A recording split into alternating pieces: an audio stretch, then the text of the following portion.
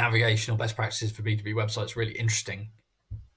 It's a small area of the website, relatively speaking, but it has a huge impact because it's the way that buyers interact and engage, discover, travel, navigate. So it has an outsized impact on the experience and on the results that you get. So it's really important that you do things that are fortunately best practice, but ultimately buyer centric and user centric. So a couple of things that I consider to be best practice when it comes to navigation are device appropriate. First and foremost,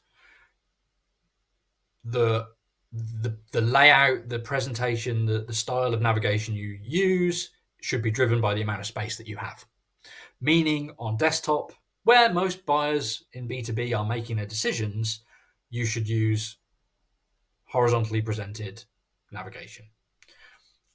Not a burger menu that hides all that content, that critical navigational content behind multiple clicks and away from the view of the visitor. Although you should use that approach on mobile because you simply don't have the space to do anything else. Burger is a brilliant solution to mobile navigation, a terrible solution to desktop navigation. So on your desktop, you've got this intuitive, familiar horizontal navigation, and you've now got to decide what to put in it. There are two elements to that. I think there's the language that you use on the top level hierarchy. And like messaging, really, clear and crisp is the way to go. Buyers, users of websites typically don't engage well with the kind of more clever, more friendly approach to navigation, who we are, what we do, who we serve, your persona, your sector, your industry. Those things are not what buyers are looking to engage with when they visit a website, when they're trying to solve a problem. Products, services, solutions, customers, pricing, these are the things they're looking for. So these are the things that work well on main navigation. Now, in most cases, websites need more navigational links than that top line, top level allows. So there'll be some form of drop down, there'll be some form of second level. And keeping those simple is the key. It's about making proactive choices on the behalf of your visitor about what they need to see next and presenting them with those choices rather than giving into the very real temptation to put everything on, for example, a big mega nav drop down. The problem with those huge mega navs that list every product, every service, every solution you offer is that they very, very instantly induce that choice paralysis phenomenon, which is people are so shocked and overwhelmed by the number of options that they see that they actually don't have the cognitive load, it's called, but they don't have the cognitive desire to look at it long enough to work out where they need to go. So they close that menu, they look for links that are on the page, they find what's available that method, if anything, or they just go elsewhere for a simpler experience. So it's about making choices on behalf of your visitor, using language that reflects what they're looking for, and keeping it simple and keeping it device appropriate. Take those approaches to navigation on your website and you will see more engagement with the right type of visitor, which is great, and most likely more conversions at the bottom of the funnel as a result. So there are a variety of other navigational approaches that can be used and can creep into B2B website design. Footer navigation is a form of navigation, and it's a good and useful one. People will very frequently reach the end of a page, and that's an excellent place to put links that help them continue the journey without having to scroll back up or move their mouse back up, or a variety of links that don't belong in the navigation but nonetheless might be useful to the buyer.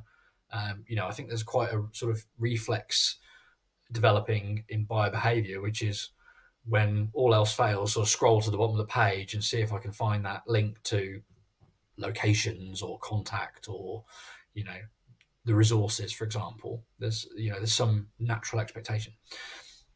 Again, within the footer navigation, there's no benefit to presenting every option. There's no benefit to making it overly dense and complicated. So you need to make some choices, but it is a good navigational aid for both users and for search engines, in fact, to have some key links down there.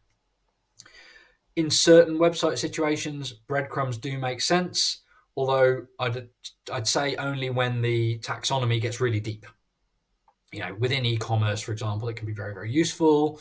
Within very big websites, it's got uses. In most cases, it's not a high priority, in my opinion, if it comes at a cost, or a time impact to getting your website live, for example. Outside of those approaches, there are other, shall we say, less conventional, more innovative approaches to navigation.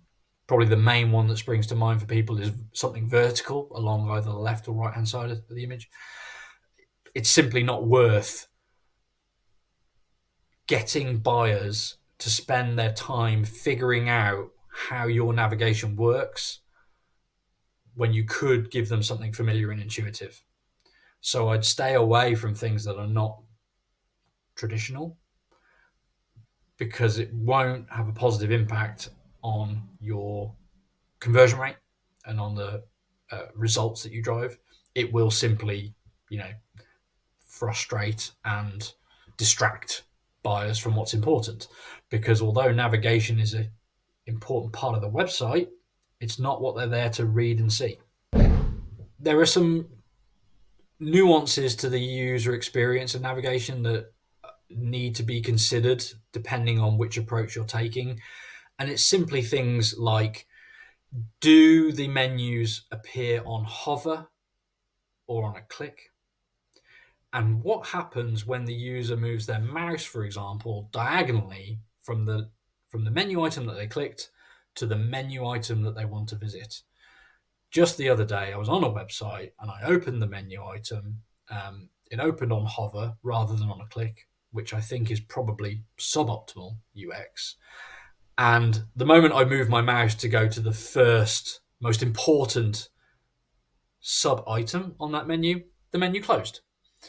And I had to go back and reopen it and move my mouse in a very particular path to actually navigate to the page I wanted to visit. And that's very frustrating to buyers. So if you're having drop-down menus or you're having mega menus, you've got to look at, A, what's the best way to open it? Usually on click is best, especially when you're building a site that works across both desktop and mobile. And you've got to make sure that natural mouse movement, for example, doesn't produce unexpected behavior in the menu that frustrates the buyer. Because every time you introduce a little bit of friction like that, you decrease the likelihood that the visit will turn into a conversion.